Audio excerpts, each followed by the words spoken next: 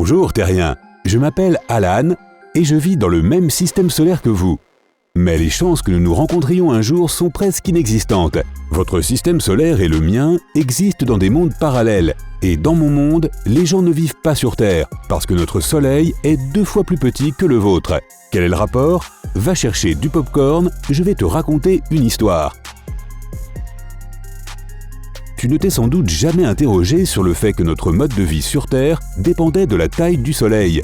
Car si, à première vue, il ne semble pas y avoir de rapport, j'ai une petite surprise pour toi. Le Soleil dans ton monde est une naine jaune, une sphère parfaite de plasma brûlant qui génère un champ magnétique 24 heures sur 24, 7 jours sur 7.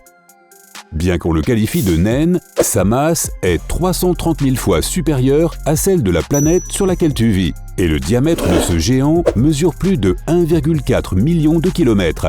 J'ai l'air d'être envieux? C'est parce que je le suis.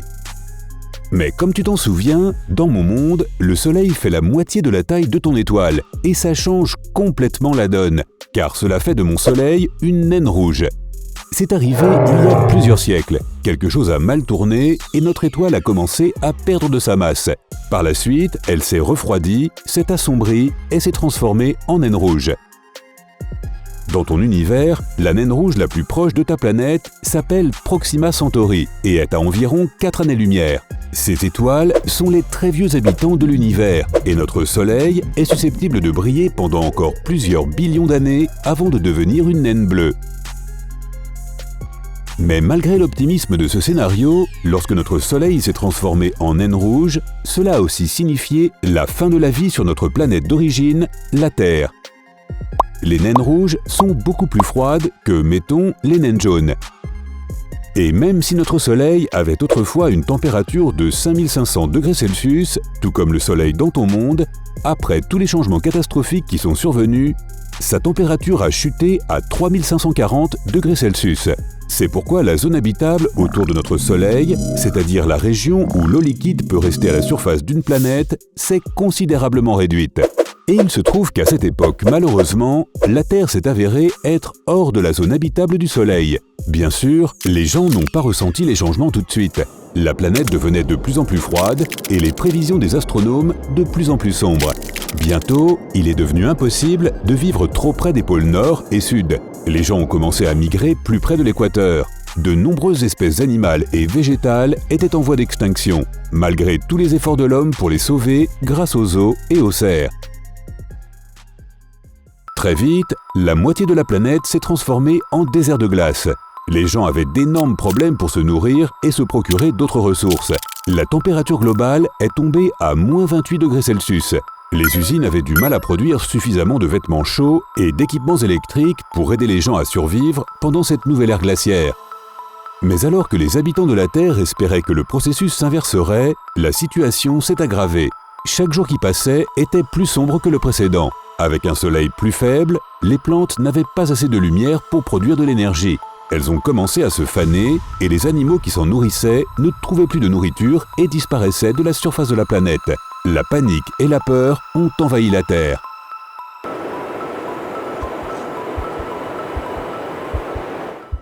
Pire encore, ce processus s'accélérait.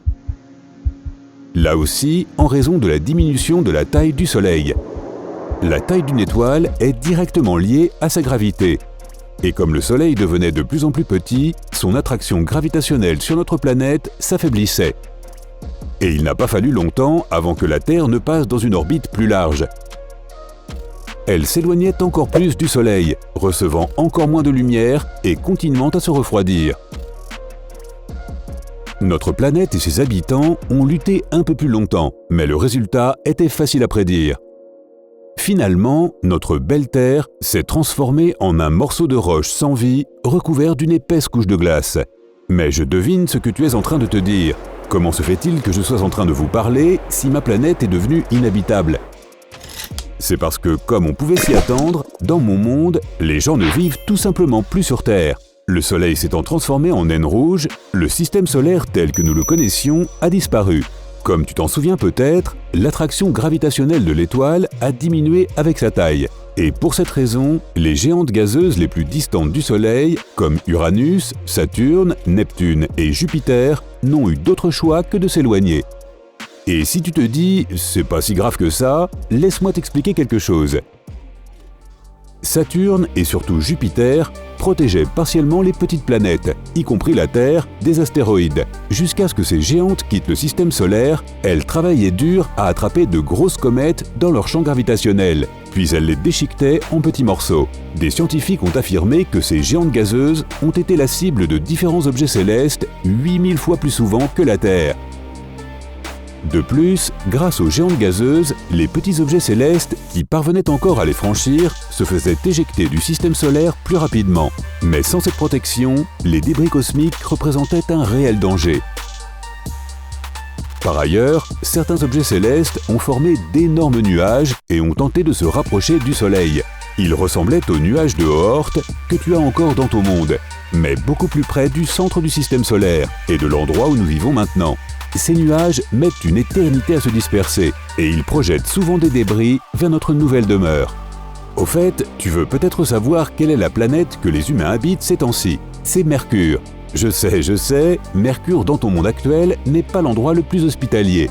Cette planète est la plus proche du Soleil et la plus petite du système solaire. Avec son absence d'atmosphère et ses températures extrêmes, c'est même l'un des endroits les plus hostiles que l'on puisse imaginer. Si notre Soleil ne s'était pas transformé en naine rouge et si la Terre n'était pas devenue inhabitable, nous n'aurions jamais fait de Mercure notre nouveau refuge. Les régions polaires glacées de la planète sont plongées dans une obscurité permanente. Dès lors, ces zones sont extrêmement froides et près de l'équateur, la température diurne peut monter jusqu'à 430 degrés Celsius. Mais après le coucher du soleil, elle chute presque immédiatement à moins 180 degrés Celsius. C'est ce que j'appelle des températures extrêmes. L'année mercurienne correspond à 88 jours terrestres et une journée sur cette planète est égale à environ 59 jours sur Terre. Mais ça, c'est dans ton monde, que réchauffe une énorme étoile super chaude. Dans mon monde, Mercure a fini par être la seule planète où les humains ne gèleraient pas. Elle se trouvait en plein cœur de la nouvelle zone habitable. Si tu te souviens bien, j'ai indiqué que notre Soleil n'avait pas perdu 2 fois sa masse en une seule nuit. Et bien que ce processus ait été rapide, nos scientifiques et ingénieurs ont réussi à trouver le moyen de déplacer toute la population de la planète à temps, ainsi que la plupart des animaux et des plantes, vers Mercure. Il y a beaucoup de monde ici, tu vois, mais bon, au moins, on est tous en vie. Ne va pas croire que notre nouvelle planète était ravie de nous voir arriver. Non, nous avions des tas de problèmes et des difficultés diverses, souvent imprévisibles. Bien sûr, il ne faisait pas aussi chaud et froid. Le climat était devenu plus tempéré et plus doux. Beaucoup plus adapté à l'homme. De l'eau liquide était apparue, une bonne nouvelle pour nous. Mais tout n'était pas parfait, loin de là. Mercure n'a toujours pas d'atmosphère respirable. Pour cette raison, je ne peux pas sortir me promener tranquillement avec mon toutou.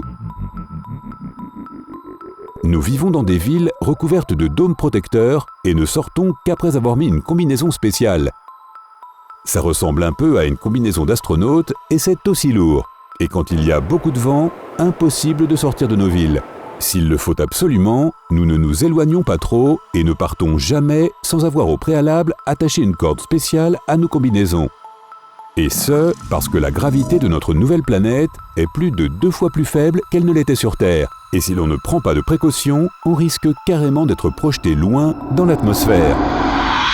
Au fait, à propos de l'atmosphère, l'attraction gravitationnelle exercée sur Mercure n'est pas assez forte pour maintenir l'atmosphère en place. C'est pourquoi la planète est régulièrement balayée par les vents solaires. Nous devons aussi être très prudents avec le rayonnement. Oui, l'étoile n'est pas aussi grande ou aussi brillante qu'avant, mais elle émet quand même un rayonnement suffisant pour nous tuer si l'on sort sans protection spéciale. Mais à part ça, Mercure est un endroit impressionnant. C'est la planète la plus cratérisée du système solaire, le résultat d'innombrables impacts de comètes et d'astéroïdes. Et le plus grand cratère de la planète, appelé bassin Caloris, mesure près de 1600 km de diamètre. Un endroit de rêve pour les touristes. Mercure présente également des rides apparues lorsque son noyau métallique se refroidissait et se contractait. Ces rides, plus précisément, sont appelées des escarpements lobés. et la plupart d'entre eux font des centaines de kilomètres de long et près d'1,5 km de haut. Quelle vue! Si tu as appris quelque chose de nouveau aujourd'hui, merci de liker cette vidéo et de la partager avec un ami. Et voici d'autres vidéos qui te plairont sans aucun doute. Il te suffit de cliquer à gauche ou à droite et surtout, reste du côté sympa de la vie.